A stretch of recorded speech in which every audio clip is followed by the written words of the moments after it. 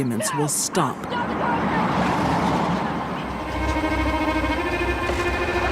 I'm telling everybody in school what a bitch you are! Carissa got out of the car, and Penny tackled her.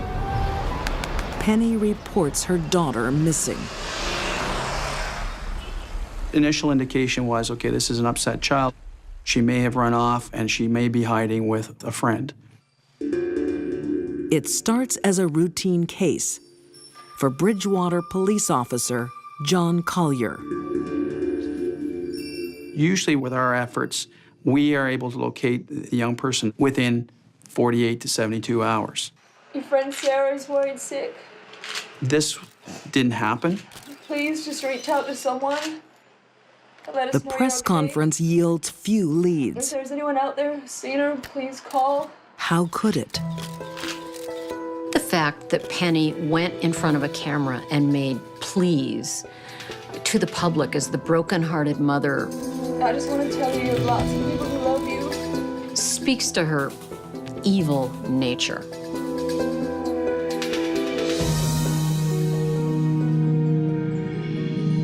Two weeks later, Carissa's body is found. Where and how her mother left her.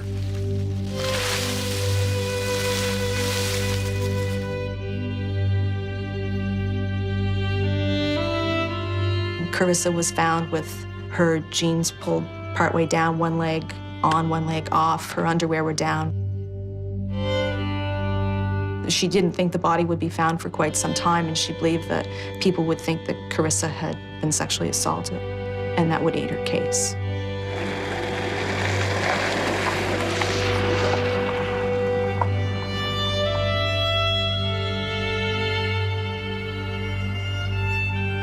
Bridgewater is in mourning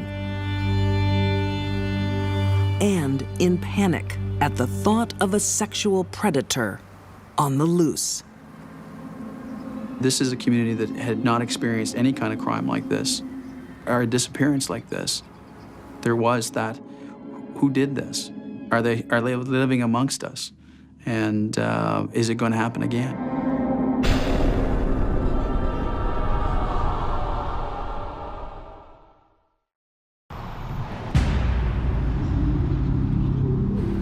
In January 2008, the Canadian town of Bridgewater, Nova Scotia, is shocked by the brutal murder of a young girl. There were numerous concerns within the community that there was possibly someone who was out there sexually assaulting children.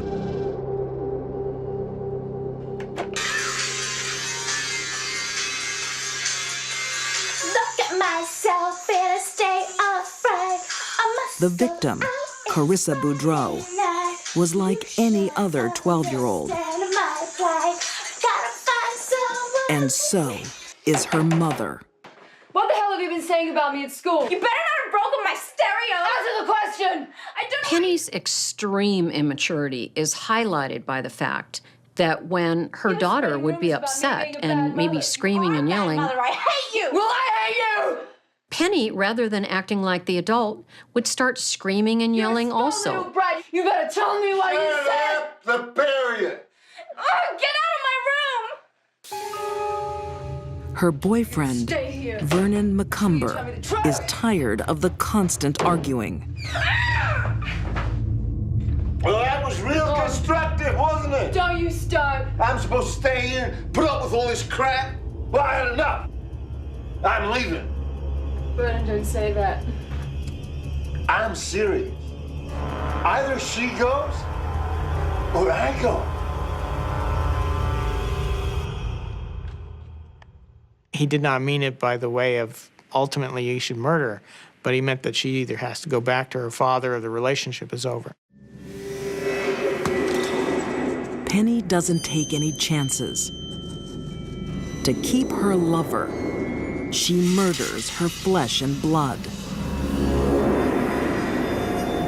How could you do that? I did this for How could you? It's a shocking choice Your own daughter. that no one can imagine.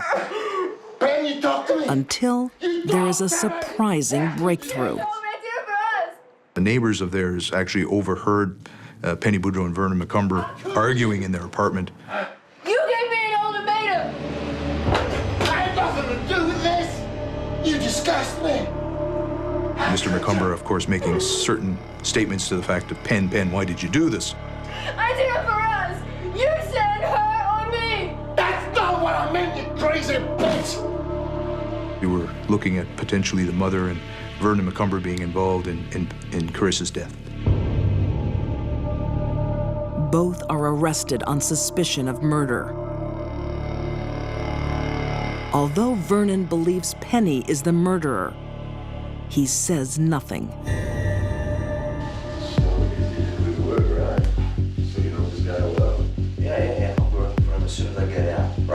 Without a confession, police pin their hopes on an elaborate sting. I've recruited for him before, so he trusts me. Don't you worry about that. They had put the undercover operator in first with the boyfriend. No promises until he meets you, though, okay? Yeah, of course. Became confident of him. I'm definitely interested. Indicated to him that he was part of a cross-country crime organization originating out of Montreal, that they could possibly use his help in around this area.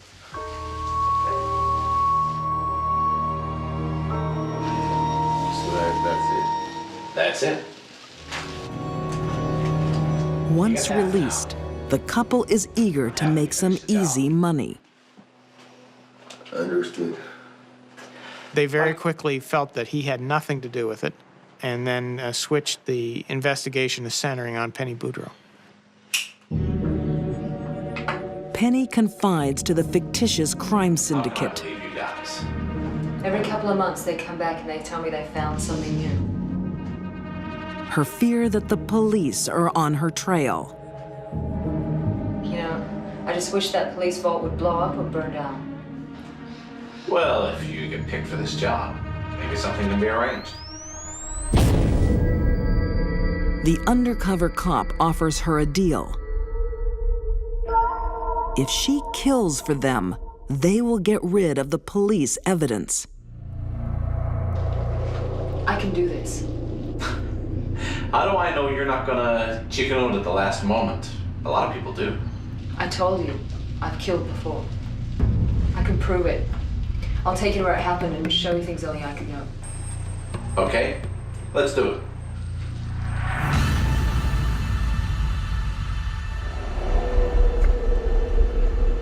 Penny walks straight into the police trap.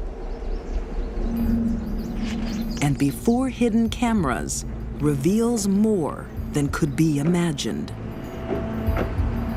She reenacts her brutal crime.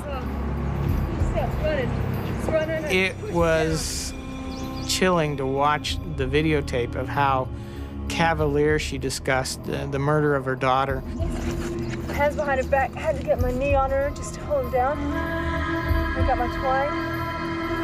Just pulled it. I don't really hold it down a bit.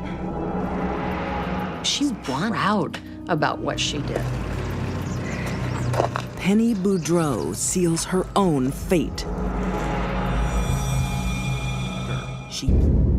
And is sentenced to life in prison.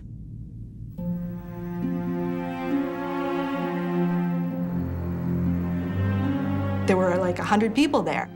They stood outside and they jeered and they shouted and they shouted obscenities at her and they called her names.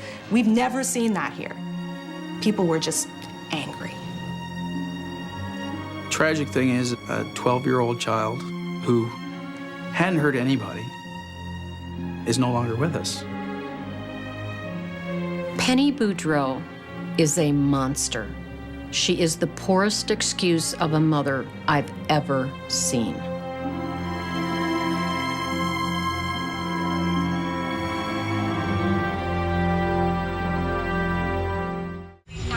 I don't know. My mom, she's dead in the tub. No, I don't want to touch her. She's underwater. Toronto, Canada, 2003. Two teenage girls find their mother, Shirley, floating in her bath. The 911 operator gave clear instructions on starting to start CPR. Hey, do you know anything about CPR? No. The girls have called for help. I can't. I don't know. I don't want to touch her. She's underwater. But they're not following instructions. The operator was almost pleading with them to at least, get her out of the water, and there was a refusal on their part to do any of that. By the time police arrive, their mother will be dead.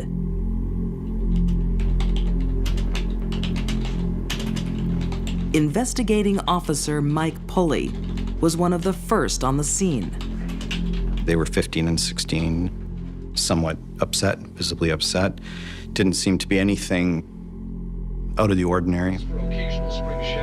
Officer Pulley starts piecing together a picture of the victim. A single mom with a drinking problem, working 2 jobs to keep the family afloat.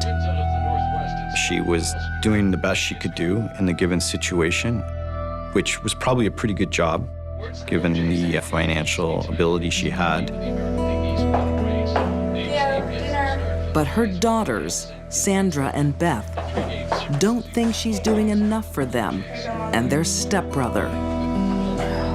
Some of their friends had swimming pools, they had nice cars, nice clothes, and they had hand-me-downs and shopped at discount stores and didn't have the nice running shoes or designer jeans, and they sort of felt entitled to this. They wondered, well, why didn't we have that? The girls want things to change quickly. Drowning is most often quick and unspectacular. An asphyxiating person seldom calls for help. If their mother died, they would get somewhere in the neighborhood of $68,000 apiece between the 3 of them. They're planning to stage an accident. The brain will die after approximately 6 minutes without oxygen. A guidance counselor mentioned that they were the smartest kids he had ever seen in 30 years of teaching. They spoke 5 different languages. They scour the internet, collating the best advice from around the world. They found 14,000 hits on the hard drive for drowning, the word drowning. And they found another 200 or 300 hits for codeine, and there were 100 hits on bathtub. They've already worked out how to spend the money. How much you guys gonna get? 70,000 each. They planned to take all their friends on this big European vacation and live the high life. You guys can't be set. Their dream was to buy a marijuana farm and have a nice house. That was it. And for that reason, they killed their mother. Their crazy teen logic isn't new to criminal profiler Candice DeLong, but the detailed preparation is highly unusual. For a teenage killing, this one had much more planning than any I've ever seen. These girls are dangerous. Wait, does that mean if you guys do it Friday, you won't make it to TJ's party on Saturday? Crap, I didn't think of that. We can't miss TJ's party. The girls plan murder like a high school musical and share their plans with their friends. Why didn't you hold off a week? Can't risk it.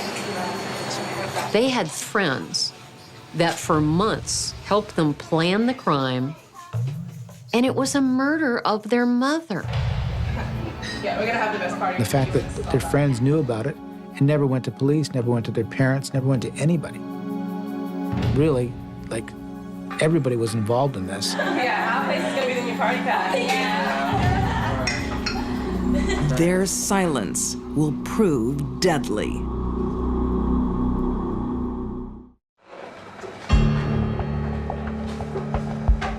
Teen sisters Sandra and Beth are about to come into money once they fix Mom a drink. Each Saturday afternoon, Shirley has a few vodkas before taking a warm bath. Today, she gets a special treat.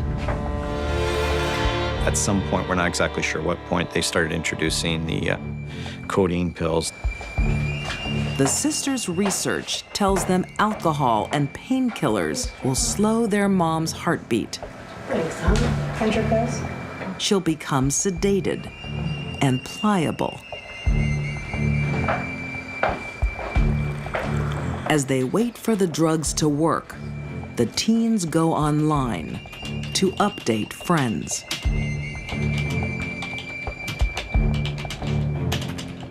At one point, the older girl tells, I feel like I'm going on a vacation.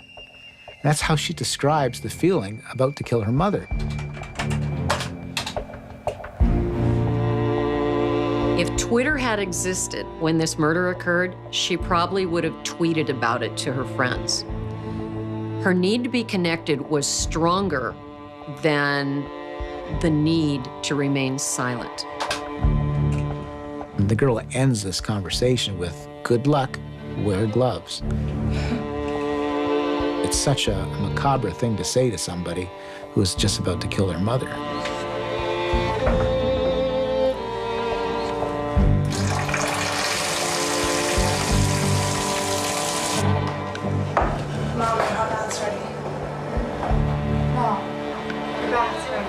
For years, the girls have watched their mom drink away money they want to spend.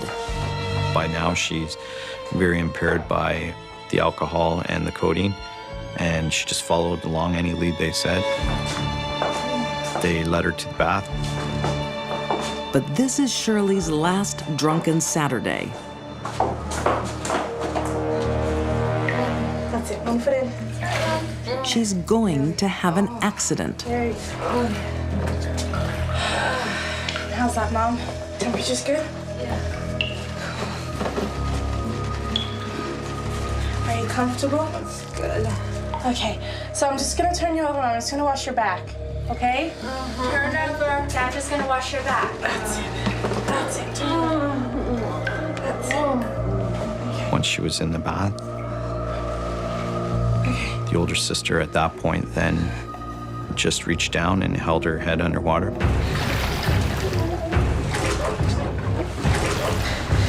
Sandra knows exactly how long it will take. And she found out that it took between 2 and 6 minutes to drown. She split the difference. She actually held her mother's head under the water with a latex glove for an entire 4 minutes.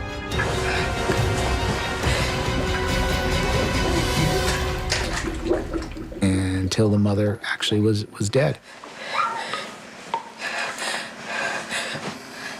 That's 4 minutes. She told people that it wasn't as bad as I thought it would be. There was a little bit of struggling, but that was just the body's reflexes, but it actually went off much better than she thought. But we have to catch the bus.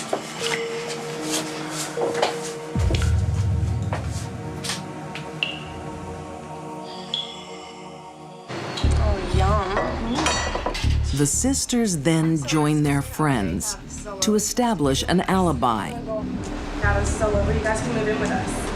and share the good news.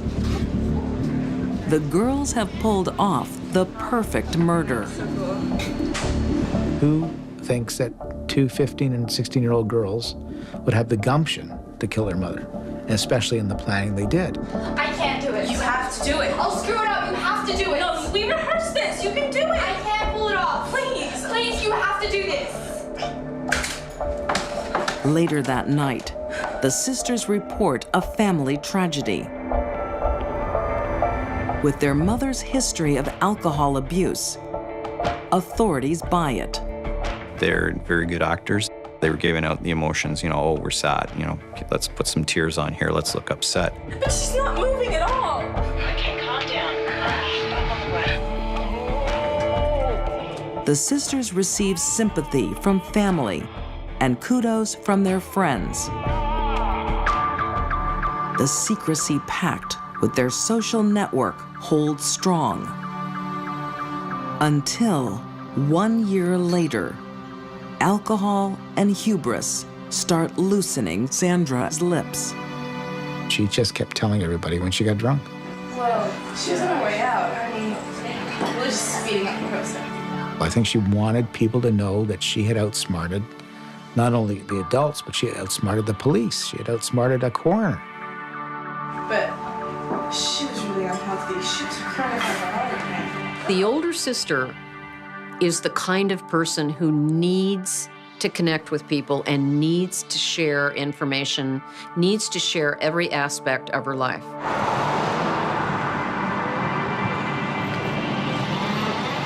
Teenage sharing unravels the perfect plan. You actually drowned her, right? Well, sort of, yeah, I guess. Police crack the social network and convince a friend to secretly record Sandra's confession.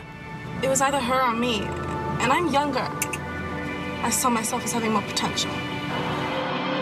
It was a very bone-chilling thing to see. Her acknowledgement was one of, almost seemed like pride, and one of, very pleased with the outcome.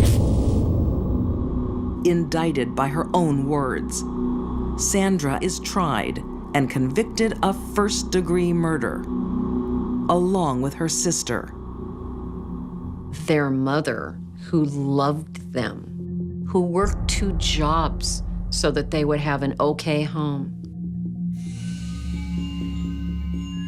At just 15 and 16, they receive a youth sentence under Canadian law of 10 years and gain parole after just 4. Their whole lives are ahead of them. Deep down inside, these were narcissistic, greedy, little murderers.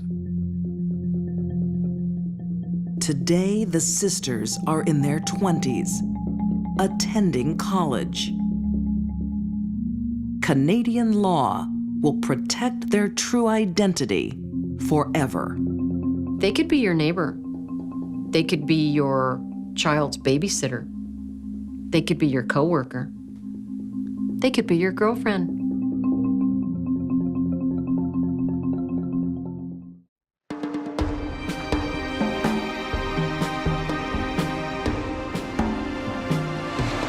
Miami, a vacationer's paradise. But in the early 80s, the city is riding a different wave. Money, cocaine. Cocaine, $50,000. It was all money, money, money. It's the hub of $1 billion drug industry. They just couldn't spend it fast enough. And America's murder capital. The bullets were everywhere. A crime-ridden city. The cops were just outgunned. Paradise lost. We had never experienced shootouts with machine guns in shopping malls and shootouts with machine guns in rush hour traffic, but we did experience that with the Colombian drug wars.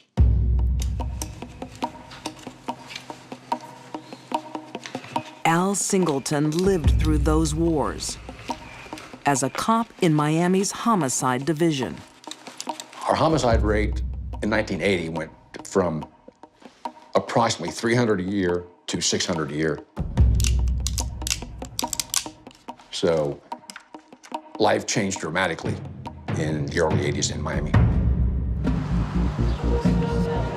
Across the city, ruthless men battle for control of Miami's cocaine trade. But the meanest, richest, most powerful drug lord of them all is a woman. Griselda Blanco, the godmother of cocaine.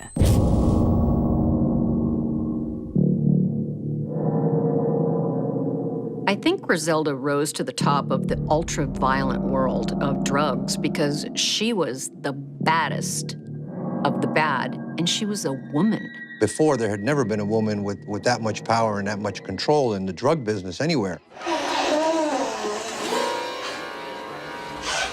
The secret of Griselda's success is a total disregard for human life. Over 100 people are murdered by her hand or her order. Hey, DeLong, come here. How did you go? Okay. Don't mess with me. How did you go? For every killing carried out by her assassins, she demands gruesome proof.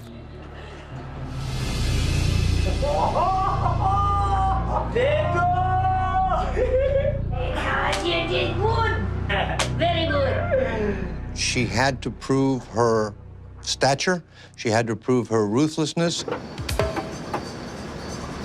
But Griselda does the most personal killings herself. What are you talking about, Griselda? She gained the nickname of the Black Widow because she had some of her husbands killed when either they disagreed with her or wouldn't do things she wanted. It was not a wise decision to be married to Griselda Blanco. Griselda Blanco's violent rise to the top of the drug world begins at the very bottom. She started in Colombia. She came from a very poor family, had a very rough childhood, was prostituted over there. ¿Entendiste, señorita? ¿Le haces caso? Raised in a slum, she's treated as a commodity to be bought and sold.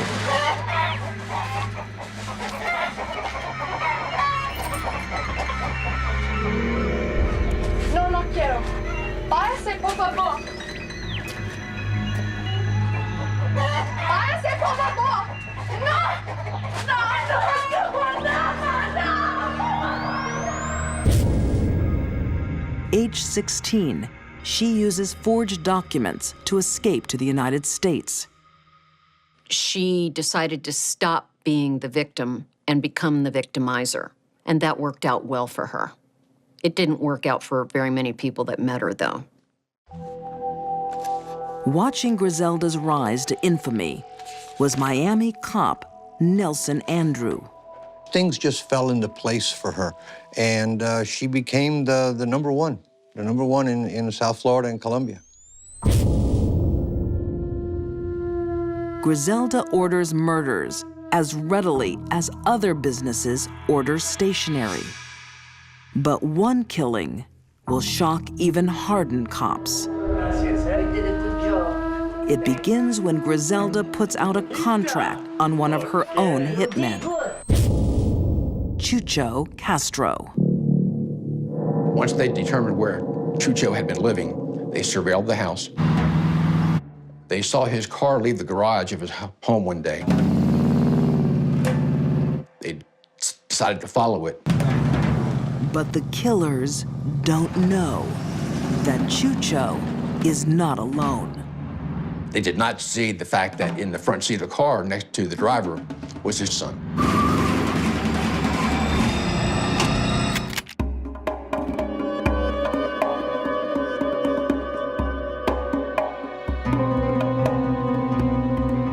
Miami, 1982. A city under siege in the cocaine wars. Working Friday and Saturday nights was the hot time. It was going sometimes homicide to homicide. And the greater majority of them were drug-related.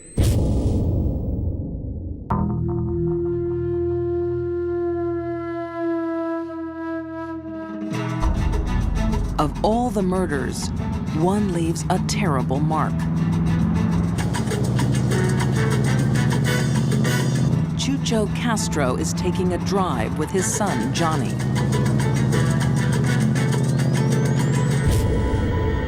He's unaware he's the target of a contract hit, ordered by the godmother of cocaine, his boss, Griselda Blanco.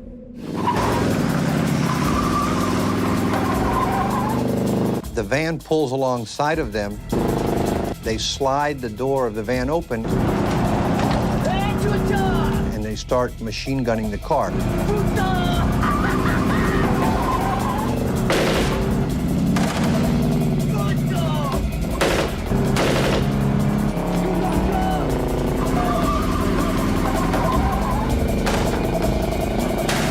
Incredibly, the bullets miss Chucho. His son Johnny is not so lucky.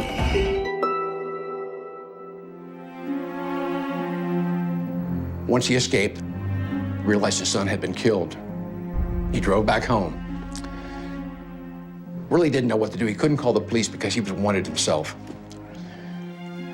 Took the baby back home. Put ice in a bathtub. Put the baby in the bathtub to preserve him. Spent the night crying with this baby.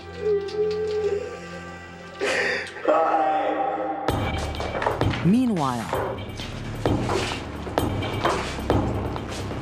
the hitman Rivi fears he could pay for the mistake with his own life. Do not bring me bad news. It was very close. No close, no close. What's the matter? You listen to me. You're stupid. Look at the little son. It was an accident. You got the boy. See. You got the little chiquito. See.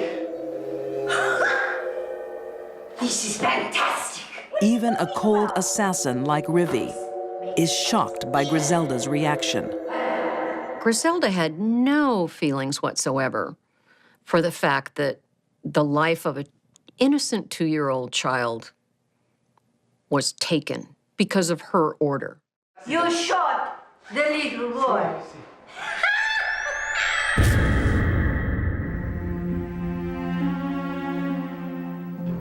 I don't understand.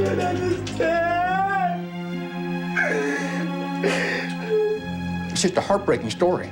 And when you think about what a shame it was that this baby had been killed, and the glee that Griselda took in the fact that they were successful in killing this baby, you know, words can't describe how evil this is.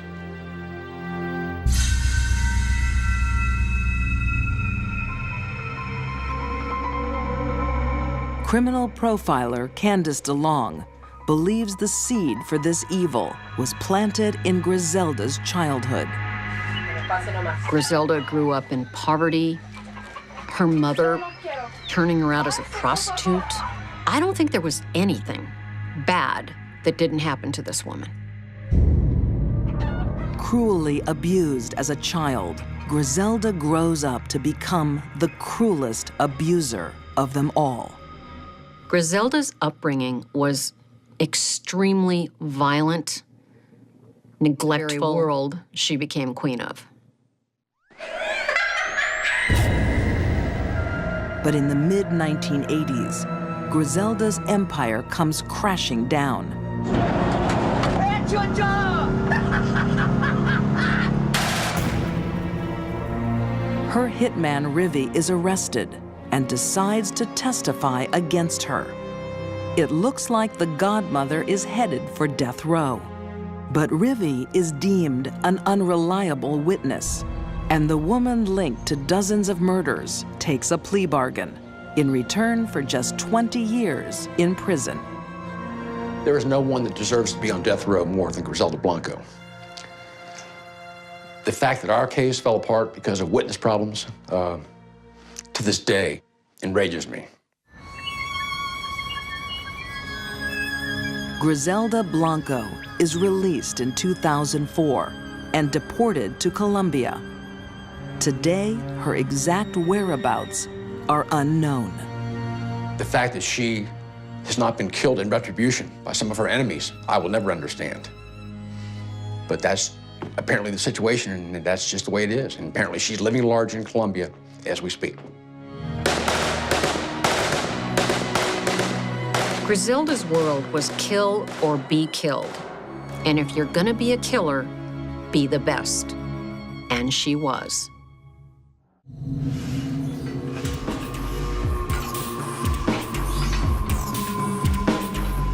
When 19-year-old Ashley Laney walks into a new gym in Tampa, Florida, she's intimidated by the hard bodies. Ashley's only recently left home. She's shy, lacking confidence, but immediately attracted to hotshot instructor Tracy Humphrey. He's He's nearly 20 years older than her. He's an authority figure, and she immediately falls for this guy. When you first meet Tracy, he gives you the impression that he really knows what he's doing. He's very confident and seems to really want to help people. Toby White trained with Tracy at the gym, watching him move in on Ashley. She was very bubbly, innocent. I started to feel protective of her. I could see how naive she was, how innocent she was. Weeks later, Ashley's whole life has been transformed. She has a new body and a new love. But she's made a mistake. She's in the clutches of a monster. Tracy Humphrey's background is littered with violence against women. He had a very lengthy criminal history, spent time in prison. There were previous cases of him battering women in the past.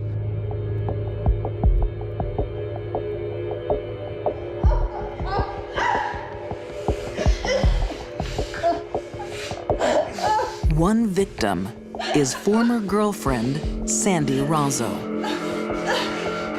You don't say no to Tracy Humphrey, because he will get back at you for it. And Sandy Razzo said no to him more than once, but not this weekend. She says no, and he violently beats her and rapes her.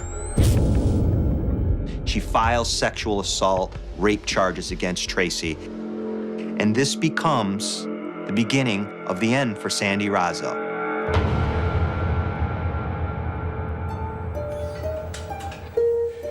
Tracy's new girlfriend, Ashley, isn't putting up a fight. He's not only training her physically, he's training her mentally. According to author M. William Phelps, he wants total control of Ashley. He understands her, he reads her well right away, that this is a girl with zero self-esteem. And all I have to do is tell her what she wants to hear, and she's gonna be my puppet. She's gonna do anything I want. He's chosen the perfect target. Ashley craves the control of a powerful man. The men in Ashley's background were hardly stellar examples of what a man should be.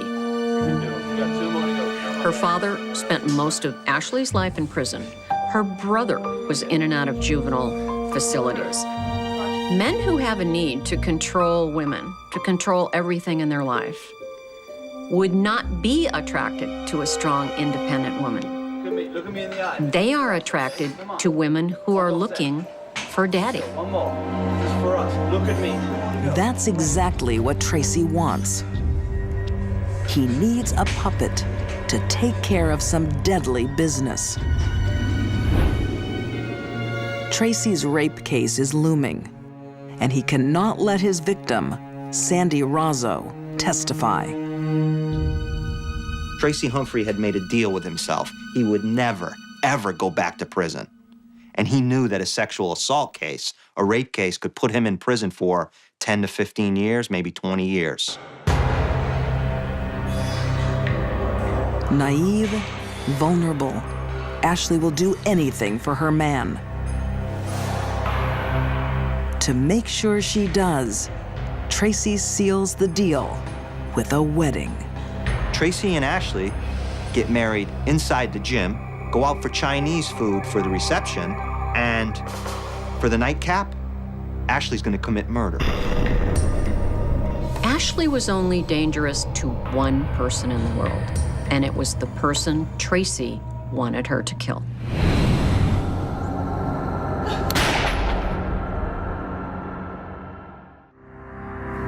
At age 19, Ashley Humphrey should be putting on makeup for a night out with friends. Instead, she's getting made up for murder. She had what she called a murder kit, and in that murder kit was oversized clothes, baggy clothes, oversized shoes, and black face paint. He figured witnesses, if they saw her, would think, it's just a black guy. They would describe the killer as a black guy, and that's what he wanted, to throw off the scent. From the safety of his couch, Tracy Humphrey will commit murder by remote control. Yeah. Okay, put it on. Put it on your hands. No. I want you everywhere. I want you to look like a black man, okay? Tracy is a violent rapist, up on a serious charge. Ashley's job is to silence the only witness, Tracy's victim, Sandy Razzo. Ashley agrees to murder her for Tracy. And the reason she does this is simple. She wants his love. She wants his love. She wants everything he's promising her. Tracy and Ashley's relationship can, I think, be pretty well described 2 words: master and slave. On Tracy's orders, Ashley follows Sandy home from work. Ashley was young and impressionable, but most importantly, she had a very, very strong need to be controlled by a man. In that regard, she was a sitting duck when Tracy came along, because he needed a woman to control. Sandy pulls up in front of her condo. Drives in the driveway, pulls into the garage, does not close the garage door. From across town, the puppet master now dials in her death. When you're done. And he's telling her, you go and you do it. Then she runs into the garage. She grabs the pistol and she points it directly at Sandy Razzo's face. She begins to fire.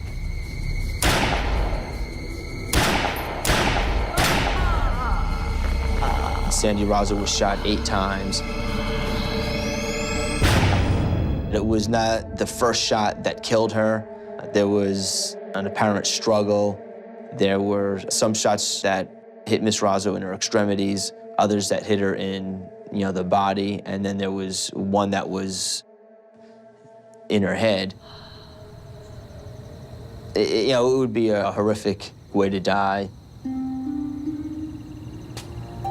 Before this, Tracy had said, make sure you look into her eyes and you see the life drain from her eyes.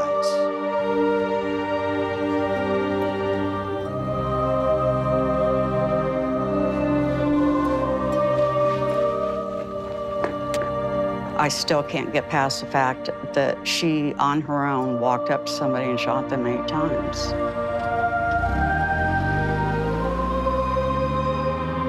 I think for Ashley, killing Sandy was a pretty easy thing to do because it was just one thing she had to do to keep Tracy in her life, and that was the most important thing. Tracy thinks he's pulled off the perfect murder. His accuser is dead. He has a rock-solid alibi. But Tracy's need for control will bring him undone.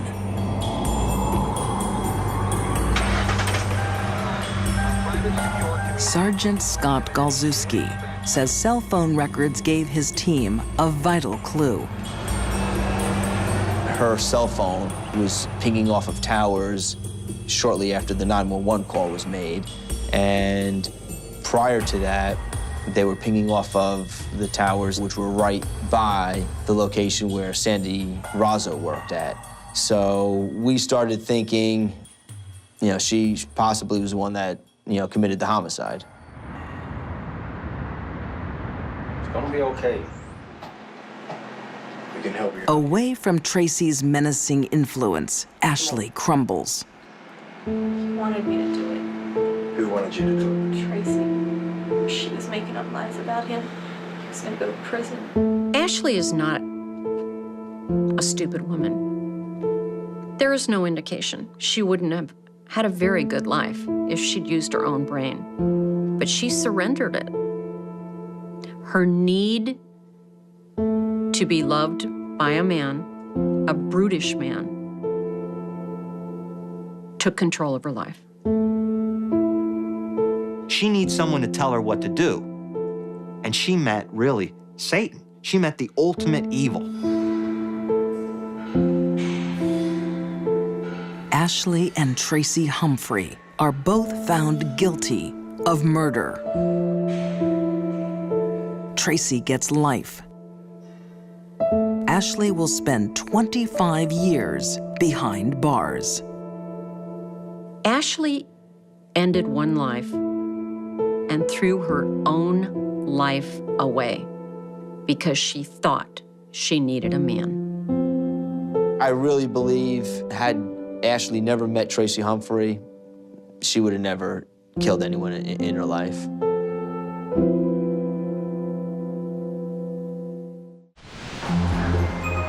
Press County 201. 76 low.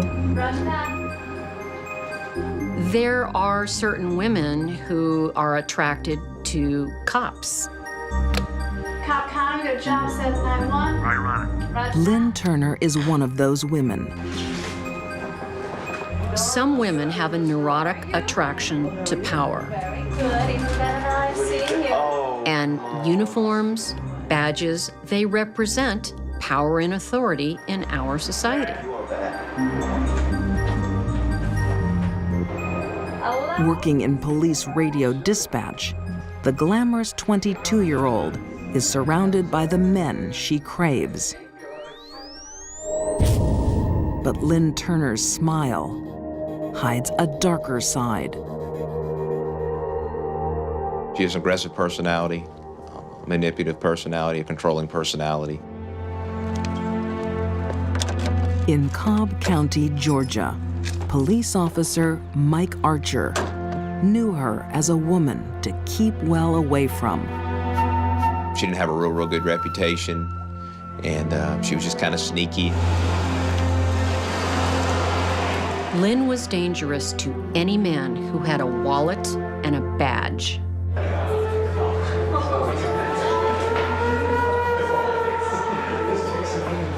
After hours, Lynn stalks the officer's favorite bars in Marietta, Georgia.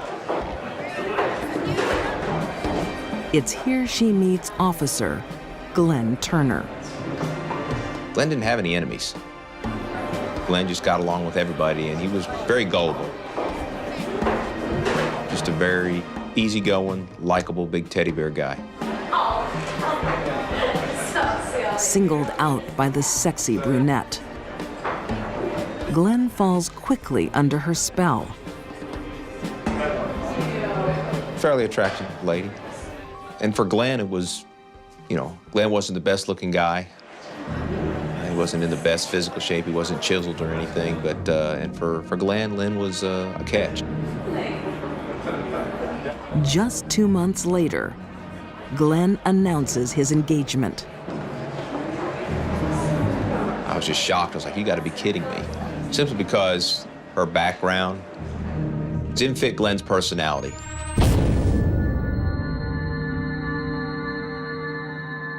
I missed you. I missed Jeff. Oh, thank you. Hey, let me pop. It seems like a happy marriage. But Glenn soon finds his classy wife is a big spender. Sweetheart. So, tell me about your day. Lynn would use sex and gifts to get a man interested in her. But once she married Glenn, the sex stopped. She wasn't really in love with him. She was in love with what his money could do for her. 2 years on, Glenn Turner has had enough. He wants a divorce. But Lynn wants his money. And she'll get more if her husband is dead.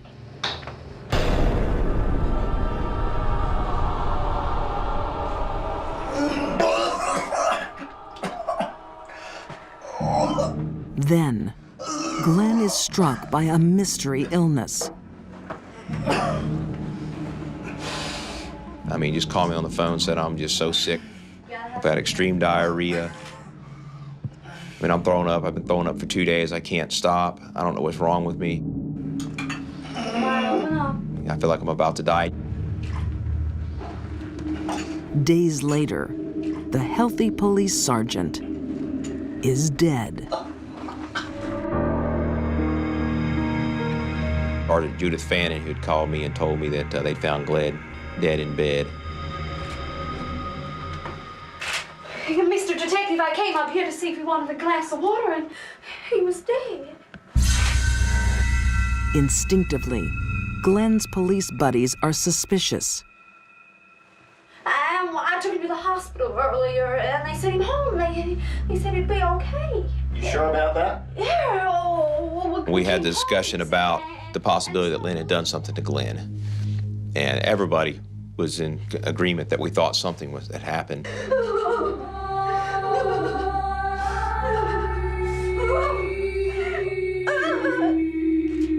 But the autopsy says a virus simply caused Glenn's big heart to stop. Get me out of here. I accepted it. I said, okay, you know, he got sick, and he pretty much, that's what got him.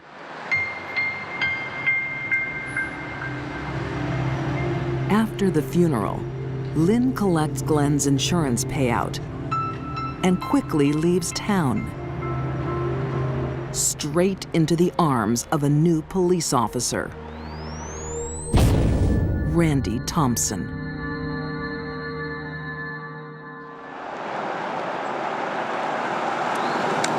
Six years later, Mike Archer gets a chilling phone call.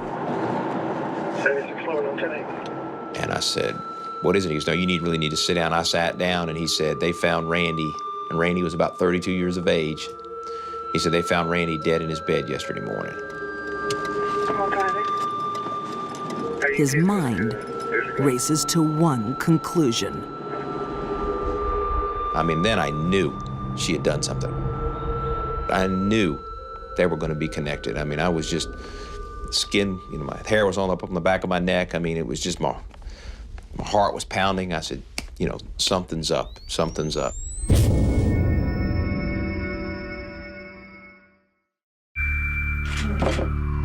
Lynn Turner loves a man in uniform. There were two things in life very important to Lynn. One was that her husband be a cop. The other was that she be able to spend a lot of money. The problem is, Lynn's men in uniform keep dying. Lynn was a black widow in every sense of the word.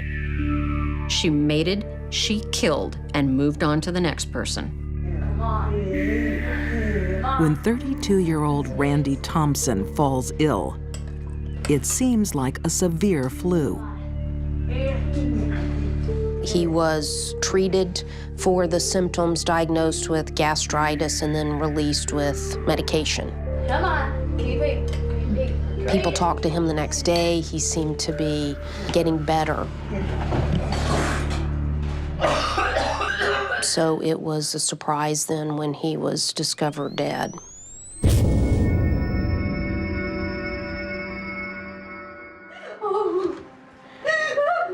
On its own, Randy's death doesn't seem strange.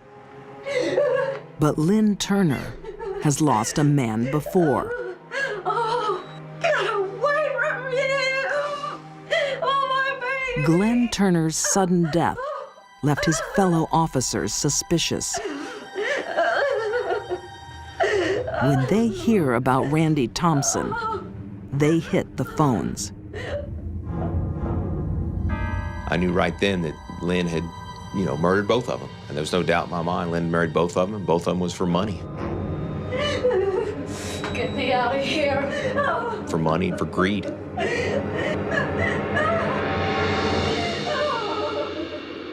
You had young men about the same age. They were both healthy. They should not have died just having the flu. What these two men had in common at the times that they died were this woman. A red flag is up. The medical examiner is looking for something suspicious. During the autopsy of Randy, the medical examiner discovered crystals in the kidneys, which was an indication of poisoning.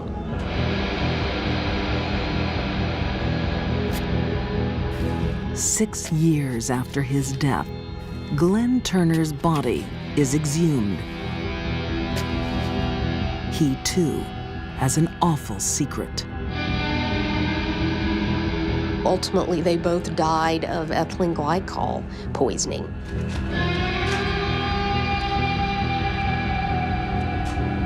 Ethylene glycol is a liquid found in the garages of millions of Americans.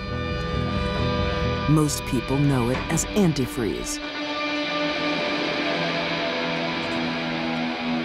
To Lynn Turner, it's a murder weapon, hidden in a bowl of Jell-O.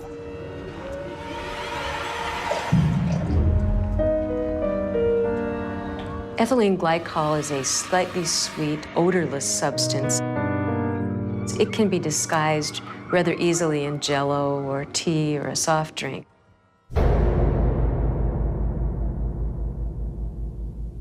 But once it's ingested, within a matter of several hours, the individual begins to get extremely sick.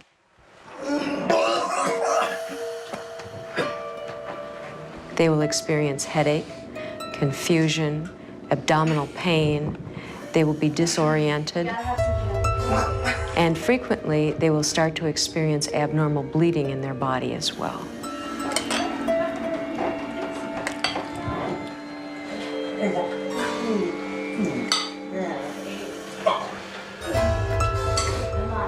You know, at any time, certainly while she watched these men suffer, she could have decided that she didn't want to do this, that it was not the right thing to do. She actually had the opportunity to stop it. Lynn killed with antifreeze because it was easy. She didn't have to get dirty or bloody or stab him or anything like that. And she could secretly put it in something he was eating or drinking and quietly kill him. She thought she could get away with it. Found guilty of 2 counts of murder. She was sentenced to life without parole. When they said guilty, guilty, guilty, I mean, it was just, it's like a load had been lifted off of you. I mean, it was just like, you know, thank God. Especially for Glenn's family. I think she's broken and can't be fixed. And there's just some inner core to her that she doesn't have, that bit of humanity that the rest of us do. Lynn Turner died in prison in August 2010.